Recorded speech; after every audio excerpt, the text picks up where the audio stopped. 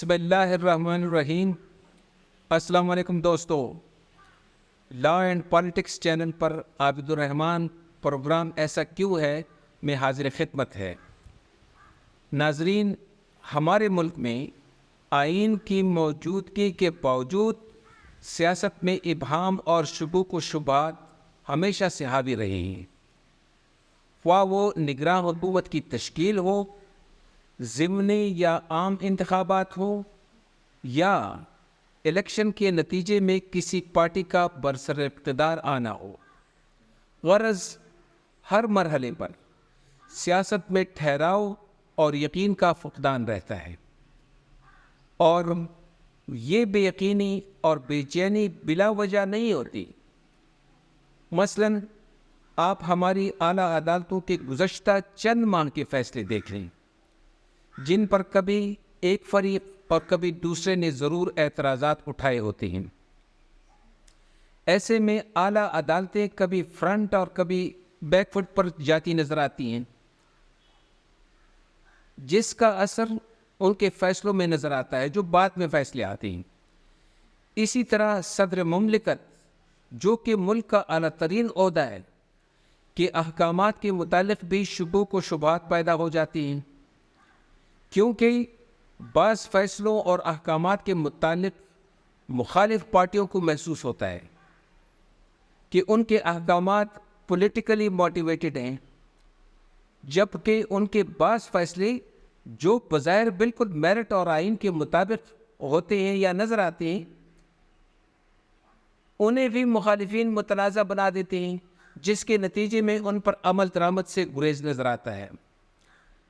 ایسے میں جب مختلف سیاسی پارٹیوں کو اعلیٰ عدالتوں اور صدر مملکت کے فیصلوں پر سیاسی رنگ چڑھا نظر آتا ہے، یا پھر ایسے فیصلوں پر سیاسی رنگ چڑھا کر پیش کیا جاتا ہے، تو عوام میں بہت برا تاثر پیدا ہوتا ہے، اور ایک کے بعد ایک فیصلہ جو اگر خالصتاً میرٹ پر بھی ہو تو اس کی حیثیت مشکوک ہو جاتی ہے، کیونکہ اس دھما چوکڑی اور کنفیوژن میں عوام میں جو غلط پرسپشن پہلے سے موجود ہوتے ہیں وہ مزید قوی ہو جاتے ہیں۔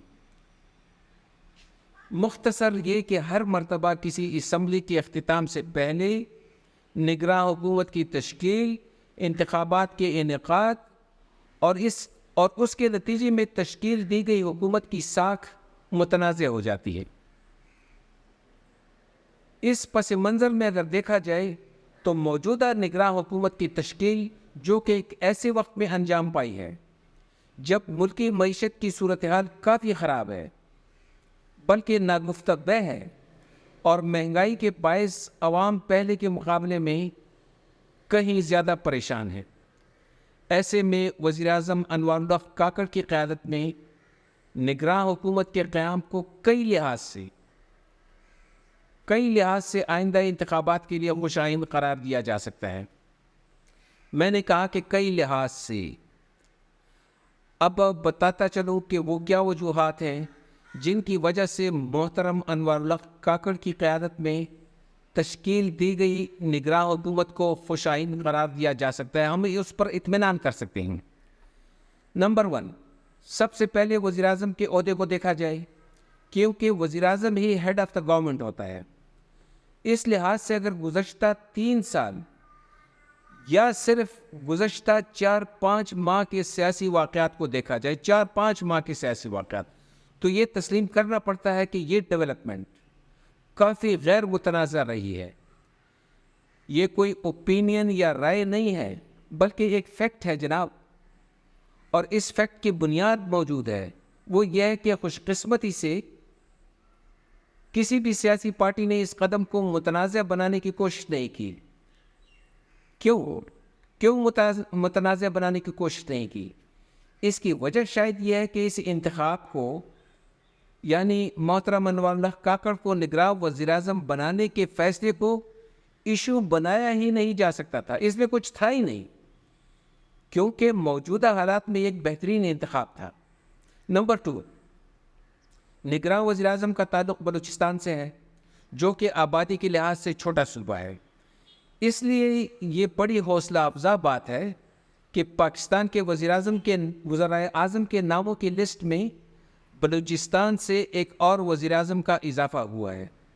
اگرچہ یہ نگراں عہدہ ہے، تسلیم کرتا ہوں، لیکن یہ وفاق کے اس اہم یونٹ اور جمہوری عمل کے لیے بہت حوصلہ افزا بات ہے، اور یہی چھوٹے چھوٹے اقدامات وفاق اور وفاقی نظام کے لیے بہت حوصلہ افزا ہوتے ہیں۔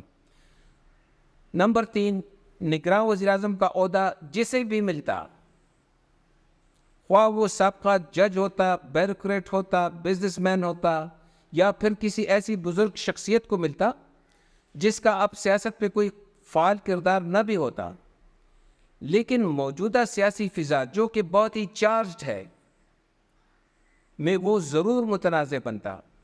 لیکن یہ مرحلہ حیرت انگیز طور پر کوئی بڑا ایشو بنے بغیر گزر گیا۔ نمبر 4، نگراں وزیر اعظم کے حلف اٹھانے کے بعد یہ دیکھنا ہوتا ہے کہ وہ اپنی کابینہ میں کیسے لوگوں کو شامل کرتا ہے۔ ظاہر ہے کہ کسی حد تک یہ ثوابدید نگراں وزیر اعظم کے پاس بھی ہوتی ہے، یا اس سے مشورہ ضرور کیا جاتا ہے تاکہ ایسے افراد کو کابینہ میں شامل کیا جائے جن کے ساتھ وہ کمفرٹیبل فیل کرتا ہو، کیونکہ ہی از ہیڈ آف دا گورنمنٹ۔ اس کا مطلب یہ نہیں کہ صرف ان لوگوں کو شامل کیا جاتا ہے جو کہ بالکل ناتجربہ کار ہوں یا جن کی کبھی سیاسی وابستگی نہ رہی ہو۔ ایسا ممکن ہی نہیں، کیونکہ ہر شہری کو یہ حق حاصل ہے کہ وہ سیاسی وابستگی رکھے اور سیاست بھی کرے۔ آگے چل کر اس کا مختصر ذکر کیا جائے گا کہ یہ کیسے لوگ ہیں، کہ اس مرتبہ جن لوگوں کو کابینہ میں شامل کیا گیا ہے ان کی کس طریقے سے کوئی نمایاں سیاسی وابستگی نہیں تھی۔ نمبر 5، یعنی کہ اب ہم اسی پوائنٹ پر آ رہے ہیں کہ اگر ہم وزیر اعظم اور کابینہ کے ارکان کی بات کریں تو واضح نظر آتا ہے کہ نگراں وزیر اعظم کا تعلق ایک صوبائی لیول کی پارٹی سے ضرور ہے، لیکن وہ سیاست میں بہت زیادہ فعال یا ووکل نہیں رہے، بہت زیادہ انہوں نے نہیں بولا۔ کابینہ میں بلوچستان کو نمائندگی دیتے ہوئے البتہ شاید سرفراز بگٹی وہ واحد وزیر ہیں جن کا ماضی میں سیاست سے تعلق رہ چکا ہے واضح طور کہ کیونکہ وہ بلوچستان کے سابقہ وزیر داخلہ رہ چکے ہیں۔ اس کے علاوہ جتنے وزراء وزیر مملکت اور مشیر ہیں وہ سیاست میں کوئی نمایاں نام نہیں رکھتی، بلکہ وہ اپنے شعبوں میں بحیثیت پروفیشنل نام رکھتے ہیں، یعنی اس لیے مشہور ہیں۔ مثلا مرتضی سولنگی صاحب جو کہ سابقہ ڈی جی ریڈیو پاکستان تھے، وہ ایک نیوٹرل اور جمہوریت پسند صحافی کے طور پر جانے جاتے ہیں۔ اسی طریقے سے ڈاکٹر شمشاد اختر جو کہ بحیثیت اکانومسٹ نام رکھتی ہیں، جلیل عباس جیلانی جو کہ پیشے کے لحاظ سے سابقہ سفارتکار ہیں، جمال شاہ جو فنکار ہونے کے ساتھ ثقافتی امور میں تجربہ رکھتے ہیں اور اپنی فیلڈ میں دانشور سمجھے جاتے ہیں، ایئر مارشل ریٹائرڈ فرحت حسین خان جو کہ نہ صرف ہوا بازی کے شعبے میں تجربہ رکھتے ہیں بلکہ انہیں ایک محنتی آفیسر اور بہترین منتظم یعنی کہ ایڈمنسٹریٹر کے طور پر جانا جاتا ہے۔ آپ وقار مسعود کو دیکھ لیں جو کہ معاشی امور کا وسیع تجربہ رکھتے ہیں۔ مختصر یہ کہ کابینہ کے ارکان کی پری ڈومیننٹ میجورٹی یعنی کہ بہت بڑی اکثریت غیر سیاسی لوگوں پر مشتمل ہے۔ جب ہم نگراں حکومت کو بہترین سمجھتے ہیں تو اس کی چھٹی وجہ یہ ہے کہ نگراں حکومت کی ساخت اور بناوٹ کانسٹیٹیوشن پر نظر دوڑانے سے یہ بھی لگتا ہے کہ انشاءاللہ آئندہ انتخابات کا انعقاد جلد سے جلد ممکن ہو پائے گا۔ میں نے کہا کہ جلد سے جلد ممکن ہو پائے گا، کیونکہ نگراں سیٹ اپ میں ایک بھی ایسا فرد نہیں جس کے کوئی سیاسی عزائم ہیں۔ نمبر 7، نگراں سیٹ اپ اس لحاظ سے بہترین ہے کہ اس کی موجودہ شکل نے سیاسی ماحول میں پولرائزیشن اور مس گیونگز یعنی جسے ہم کہتے ہیں غلط فہمیوں کو کافی کم کر دیا ہے، ورنہ تو اس ملک میں ہمیشہ سے نگراں سیٹ اپ کی تشکیل سے ہی صاف و شفاف انتخابات پر انگلیاں اٹھائی جاتی رہی ہیں. اسی مرحلے سے اور اس کی ہمیشہ سے گنجائش بھی رہتی تھی. ویسے نہیں سمجھا جاتا تھا، ویسے یہ وہ انتخابات مشکوک نہیں ہوتے تھے.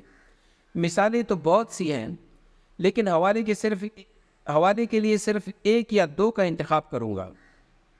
مثلاً جب 1990 میں صدر غلام عیسیٰ خان نے محترمہ بینظیر بھٹو کی حکومت کو 58(2)B کے تحت برخاست کیا تو مرحوم غلام مصطفیٰ جتوئی کو، جو کہ نہ صرف ایک پارٹی کے سربراہ تھے، آپ کو یاد ہوگا نیشنل پیپلز پارٹی، بلکہ PPP کے سب سے بڑے حریف تھے، ان کو نگراں وزیر اعظم بنا دیا تھا. اور نہ صرف یہ کیا تھا بلکہ سندھ میں PPP کے سب سے بڑے مخالف جام صادق علی کو نگراں وزیر اعلیٰ بھی بنا دیا تھا. اسی طرح جب PPP کی حکومت 1996 میں دوسری مرتبہ 58(2)B کے تحت برخاست کی گئی تو مرکز میں PPP مخالف مرحوم معراج خالد کو نگراں وزیر اعظم بنا دیا تھا. اگرچہ وہ بہت ہی لائق و فائق اور اچھے آدمی تصور ہوتے تھے، لیکن وہ بھی PPP کے مخالف تھے. اور جبکہ سندھ میں PPP کے سب سے بڑے حریف میر ممتاز علی بھٹو مرحوم کو نگراں وزیر اعلیٰ بنا دیا گیا تھا. یہ مقولہ صرف عدالتوں کے لیے نہیں کہ نہ صرف انصاف ہونا چاہیے بلکہ انصاف ہوتا نظر بھی آنا چاہیے، یہ سب کے لیے ہے. اس کا اطلاق ہر صاحب اختیار پر ہوتا ہے. ناظرین، ایسے اقدامات اگر وقتی طور پر مطلوبہ نتائج حاصل کر بھی لیں تو اس کے دورس نتائج ہمیشہ کاؤنٹر پروڈکٹیو ہوتے ہیں. دوستو، پروگرام میں نگراں حکومت کی تشکیل کی دل کھول کر تعریف کی گئی ہے کیونکہ اس کی مضبوط وجوہات موجود تھی. تاہم نگراں حکومت کا اصل امتحان اب شروع ہوتا ہے، کیونکہ اسے نہ صرف ڈے ٹو ڈے مملکت کے مشکل معاملات چلانے ہیں بلکہ صاف و شفاف اور غیر جانبدار انتخابات کے انعقاد کو بھی یقینی بنانا ہے. آخر میں یہ ضرور دہراؤں گا کہ سو فار سو گڈ، اب تک جو کچھ ہوا ہے وہ ٹھیک ہے نگراں حکومت کی تشکیل کے سلسلے میں، کیونکہ نگراں حکومت کی موجودہ ساخت موجودہ حالت میں بہترین ہے. ناظرین، اگر آپ نے چینل کو ابھی تک سبسکرائب نہیں کیا تو ابھی کر لیں. اپنا خیال رکھیں. اللہ حافظ.